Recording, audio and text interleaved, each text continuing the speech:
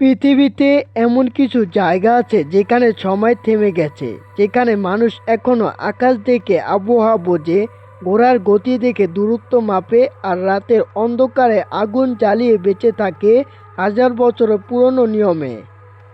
আর সেই জায়গার নাম মঙ্গোলিয়া, একটি দেশ যেখানে আধুনিকতা পৃথিবীর শব্দ পৌঁছায় না, যেখানে এখনো মরুভূমির বালুর নিচে লুকিয়ে আছে সাম্রাজ্যের হাড়গোড়, আর এই পাহাড়ের উপর ভেসে আছে হারিয়ে যাওয়া যোদ্ধাদের গল্প। একটি প্রাচীন অভিশাপ বলে, যেদিন নাকি ইতিহাসের সবচেয়ে ভয়ঙ্কর বিজেতার সমাধি খুঁজে পাওয়া যাবে, সেদিন পৃথিবী শেষ শুরু হবে। হাজারো অভিযাত্রী, অগণিত বিজ্ঞানী, স্যাটেলাইট, ড্রোন সব কিছু ব্যবহার করে কেউ খুঁজে পায়নি সেই সমাধি। কিন্তু কেন? কারণ মঙ্গোলিয়া তারা রহস্য বয়ে লুকিয়ে রাখে না, এটি রহস্য লুকিয়ে রাখে বালুচর, বরফ ঢাকা পাহাড়, আর সেই সব মানুষের চোখে যারা এখনো ঈগল দিয়ে শিকার করে। আজ আমরা প্রবেশ করতে যাচ্ছি পৃথিবীর শেষ মহান বন্য জগৎ।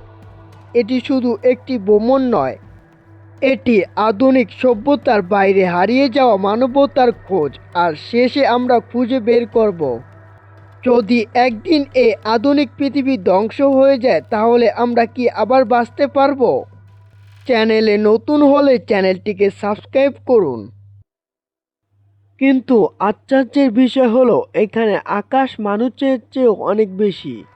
এমন বিশাল খোলা ভূমি যেখানে শত শত কিলোমিটার গাড়ি চালিয়ে আপনি কাউকে দেখতে পাবেন না। এখানে রাস্তা নেই, অনেক জায়গায় মানচিত্র কাজ করে না, শুধু আসে ঘাসের সমুদ্র যাকে বলা হয় স্টেপ।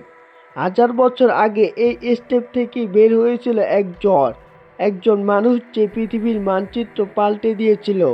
তার নাম চেঙ্গিস খান। 1206 সাল, একজন সাধারণ যাযাবর যোদ্ধা বিভক্ত গোত্রগুলোকে একত্র করল।